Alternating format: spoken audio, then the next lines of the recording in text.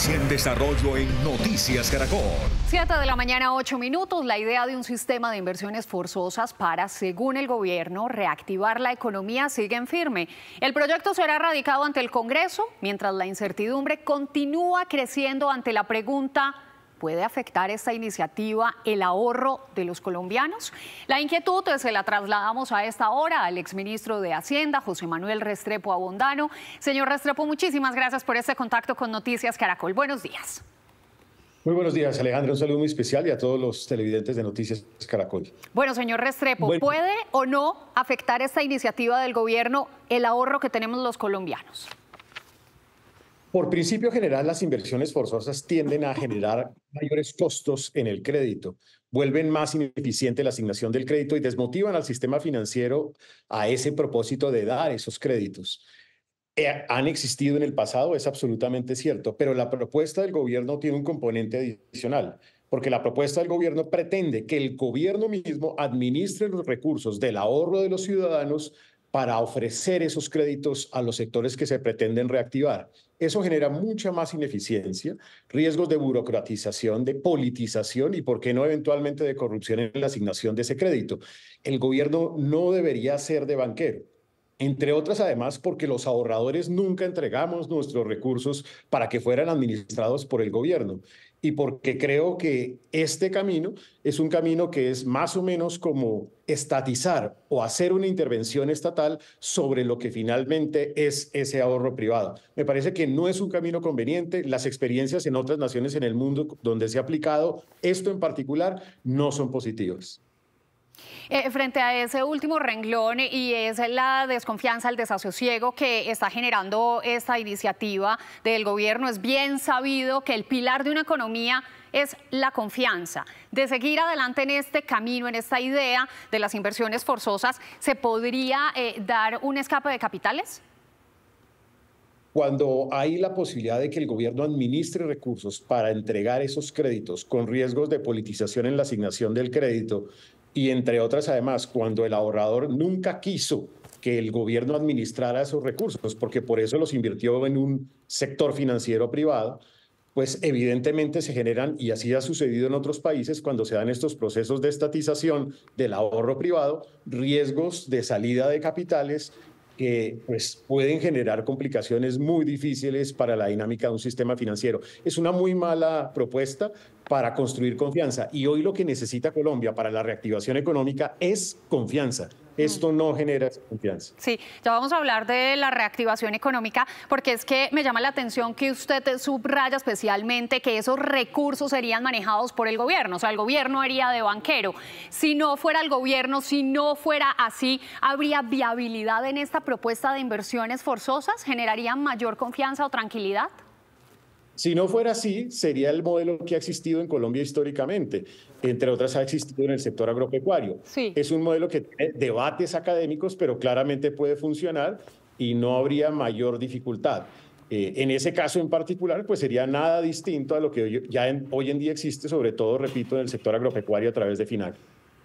Bien, gracias por la aclaración. Bueno, está evidenciado entonces que el modelo no es viable, que aumenta el costo del crédito y que el hecho de que se aumente el costo del crédito lo que hace es que se retrase ese ritmo de recuperación económica justamente que en este momento se está buscando. ¿Dónde se encuentra este análisis con la idea del gobierno de sacar adelante este sistema de inversión forzosa? ¿Hay un punto de encuentro entre estas dos orillas? Yo creo que sí hay un punto que se podría implementar y creo que es posible. Ha funcionado en el sector de la vivienda y es que el sistema financiero asigne unos créditos a esos sectores que son claves para la reactivación económica y que el gobierno nacional subsidie parte de la tasa de interés de esos créditos, como sucede hoy con los subsidios BIS de vivienda de interés social. Ese modelo podría ser muy exitoso y podría ayudar ya rápidamente a la reactivación económica. Entre otras, además, porque este modelo que propone el gobierno de inversiones forzosas administradas por el gobierno necesitaría hacer tránsito en el Congreso de la República. Luego sería de aquí a 8 meses cuando ya realmente no necesitamos la reactivación. Exactamente. ¿Cómo ve usted esa estrategia de reactivación económica que tiene que pasar por el Congreso de la República, donde hay poco ambiente, pero además donde tiene todos los conceptos técnicos en contra? Pues claramente toda propuesta que pretenda reactivar la economía, que es urgente, porque la reactivación es ya, no es dentro de 9 meses, no es una buena propuesta de reactivación, ni esta, ni la de una reforma tributaria, ni la de una reforma laboral, porque todas ellas tienen que hacer tránsito en el Congreso de la República y hay dudas, entre otras además, sobre su papel para esa reactivación. Y frente a ese tema, ya que lo pone sobre la mesa, frente a ese tema de la reforma tributaria, el gobierno está desfinanciado. Es claro el déficit fiscal que existe en el gobierno. ¿Es viable la reforma tributaria? ¿A quién más le van a cobrar? ¿A quién más van a apretar? ¿De dónde va a salir la plata? Esa es la pregunta de fondo, porque son 12 billones para financiar el presupuesto de la nación y por lo menos unos 15 para reducir la tasa de impuestos de las personas jurídicas. O sea, son más de 30 billones de pesos. Algunos calculan que puede ser incluso hasta 35 billones de pesos que se necesitaría en esa reforma tributaria. Claramente esa no es una buena salida porque genera una profunda desconfianza en el sector empresarial que no entiende cuál va a ser la fuente de esos recursos. En ese orden de ideas, la reforma tributaria no es una buena estrategia de reactivación. Yo creo que la mejor estrategia de reactivación en este momento es acelerar el crecimiento de la economía para que haya más recaudo tributario, se solucionen los temas en materia de finanzas públicas y se genere una reactivación de la economía. Una importante captación de recursos para el Estado proviene de los impuestos y de los dividendos que le entrega Ecopetrol a la nación. Muy malas noticias recibimos antier acerca de esta empresa que es la joya de la corona para el país. También producto de muy malas decisiones que parecieran contravía de poder tener más dinero para las arcas del Estado que se necesitan en este momento. ¿Cuál es el análisis que usted hace de estas cifras de Ecopetrol y de las decisiones que se siguen tomando en torno al fracking? Es importante decir que las utilidades cayeron en el primer semestre en un 24%, pero en el último año y medio, contando lo del 2023, han caído en más de un 70%. La caída es muy significativa. Frente a eso, lo que uno tiene absolutamente claro es que uno necesita entonces son proyectos que le generen más utilidades. Por eso no se entiende la decisión que se tomó recientemente respecto de la inversión en un proyecto de exploración no convencional en los Estados Unidos, que iba a aumentar las utilidades en cerca de un 14%, la producción en un 9%. Y tampoco se entiende que el gobierno haya tomado la decisión de tiempo atrás de no firmar nuevos contratos de exploración de gas y de petróleo. La pregunta de fondo es, ¿cómo vamos entonces a hacer para que Ecopetrol vuelva a generar crecimiento en sus utilidades? Si le bloqueamos la posibilidad de explorar nuevas exploraciones de gas y de petróleo y simultáneamente le bloqueamos la posibilidad de hacer proyectos de inversión como el que se tenía previsto en los Estados Unidos, proyecto que además era mucho más sostenible que la totalidad de los proyectos de Ecopetrol, que estaba 100% financiado, que existían los recursos para poder implementarlo. Eso no es comprensible. Todo parece una gran contradicción, una que se alimenta además con el anuncio también de importación de gas para el 2025, además producto de fracking, no en Colombia, sino en Estados Unidos. ¿Cómo se entiende esa inmensa paradoja? No se entiende, y no se entiende también porque, de nuevo, frenaron esos contratos de exploración de gas cuando sabemos perfectamente que en 2025, 2026, 2027 tendremos la necesidad de importar gas. Gas que será seguramente más costoso, elevará el costo para los ciudadanos cuando Colombia tiene la capacidad de, haciendo exploraciones, encontrar fuentes de recursos de gas.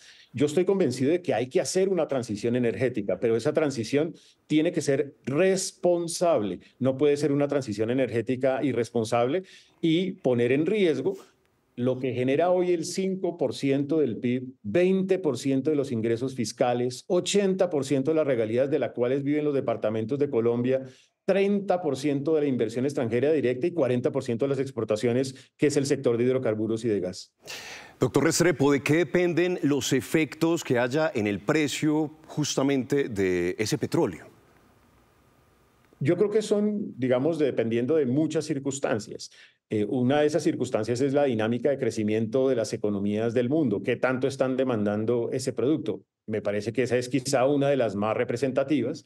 Puede haber también factores geopolíticos cuando hay situaciones difíciles en algunos territorios en el mundo. Eso también puede afectar los precios. Esos, en términos generales, son quizá los más representativos para un producto como este. Sin duda alguna, la transición energética es una necesidad. El componente del medio ambiente está de por medio, pero en las regiones, hay muchas regiones que no tienen vías. El diésel tiene que llegar hasta esas regiones para alimentar las plantas que les generan energías. Ahí la transición energética se vuelve protagonista, pero vamos a paso muy lento todavía. ¿Cómo ve usted ese tránsito y cuáles son las proyecciones que se hacen para Colombia en el camino de la transición energética? Alejandra, yo creo que Colombia ha venido dando pasos certeros en esa dirección, ha venido implementando nuevos proyectos de energías renovables no convencionales. Lo que ha venido haciendo Colombia en energía solar, en energía eólica, es positivo. Lo importante, como tú lo dices, es acelerar. Por ejemplo, acelerar los proyectos de las líneas de transmisión, porque sin transmisión no hay transición energética, se necesita ese esfuerzo, acelerar las consultas a comunidades, acelerar las licencias ambientales. Lo que tenemos es que movernos más rápido en esa dirección, pero con la conciencia de que no puede ser de un momento a otro apagando, por ejemplo, en este caso, el sector de gas y el sector de petróleo, porque no tiene ningún sentido hacerlo a corto plazo. Entre otras, además, porque Colombia genera muy poco de los gases de efecto invernadero en el mundo, el 0,6%. Yo no veo por qué Colombia, generando tan poco de esos gases de efecto invernadero, ahora tiene que convertirse en el mártir de la humanidad para solucionarle los problemas a otros países que no han hecho aún la tarea, lo cual no significa hacer la transición. Hay que hacerla, pero gradualmente. Doctor Restrepo, yo le hago por acá una pregunta cambiando un poco de tema y tiene que ver justamente con el proyecto de presupuesto del gobierno nacional. En medio de todo este proceso, de todo lo que está ocurriendo también en materia financiera para el país, esta crisis tan profunda, además a la que se suma también los resultados en Ecopetrol, ¿usted qué lectura hace de esta propuesta? Yo creo que es una propuesta que es excesivamente ambiciosa en materia de gasto público. Cuando uno revisa cuánto han aumentado los gastos de funcionamiento de Colombia entre 2023, 2024 y la propuesta en 2025, esos gastos de funcionamiento aumentan en 117 billones de pesos, algo así como lo equivalente a 7 reformas tributarias. Es un crecimiento anual promedio del 20%. No hay empresa hoy en Colombia que con este nivel de crecimiento esté creciendo sus gastos de funcionamiento al 20%. Me parece que un primer paso que debiese hacerse en esa discusión del presupuesto es ser mucho más austero en el gasto público, en el gasto de funcionamiento, en las transferencias, muchas de las cuales no se necesitan. Creo que hay espacio para bajar. Ese es un primer paso. Y el segundo es cómo, con una buena propuesta de reactivación, generar más crecimiento y con ello más recaudo tributario para lograr sortear ese presupuesto de la nación. Pregunta bonus, ¿de dónde recortaría usted? ¿A dónde más echaría tijera en este momento? Yo creo que se puede hacer mucha tijera a través de algunas de esas transferencias que se han venido creando, que se han venido, digamos, manteniendo a lo largo del tiempo, que no se necesitan transferencias monetarias. Creo que hay que hacer un esfuerzo grande en control de burocracia. Creo que hay que hacer también un mensaje claro sobre qué entidades pueden ser eliminadas o reducidas. Le voy a poner un ejemplo. Sí. El Ministerio de la Igualdad son 5 viceministerios. Prácticamente no ha invertido ni un peso. Realmente eso se puede hacer perfectamente desde otras entidades. No se necesitan más entidades para hacer proyectos y ejercicios de política pública. Doctor Restrepo, en los pies de cualquier colombiano, de cualquier ciudadano y en medio de ese panorama de escasos recursos, de escasos dineros, ¿cuál es esa posible visión, el para dónde vamos, de acuerdo con su lectura? Yo creo con optimismo que se puede mirar hacia adelante con esperanza. Y se puede mirar con esperanza porque Colombia tiene activos que lo hacen muy poderoso. Tiene su biodiversidad, de donde hay oportunidades gigantescas. Es una nación llena de culturas, de diversidad cultural, pero sobre todo es una nación llena de talento humano emprendedor. Me parece que hay oportunidades en el sector agropecuario. Somos casi que una despensa del mundo. Hay oportunidades en el turismo sostenible, en los servicios basados en conocimiento, incluso en las industrias con tecnologías de cuarta revolución industrial. Lo que tenemos que hacer es apostarnos por ese futuro, con un sentido de unidad, dejar de estar en una o en otra orilla del puente, de pronto recorrer el puente y descubrir que en la mitad de él, a pesar de nuestras diferencias, podemos dialogar. Todos queremos que haya menos pobreza, menos inequidad, más crecimiento, más oportunidades para todo. Mi mensaje es, hay que construir con unidad y con esperanza. Y este país no lo para nadie si le damos la oportunidad. Señor Restrepo, me encanta esa reflexión con la que cerró este diálogo. La invitación a encontrarnos, a pararnos ahí en la mitad del puente todos para seguir construyendo este país. Un abrazo, muchísimas gracias por sus reflexiones. Hablamos de muchos temas, podríamos incluir más, pero el tiempo en televisión usted sabe que apremia. Un feliz día, señor Juan Manuel Restrepo Abondano. Muchas gracias, Alejandra, y saludo de nuevo a todos los oyentes de Noticias Caracol. Feliz día.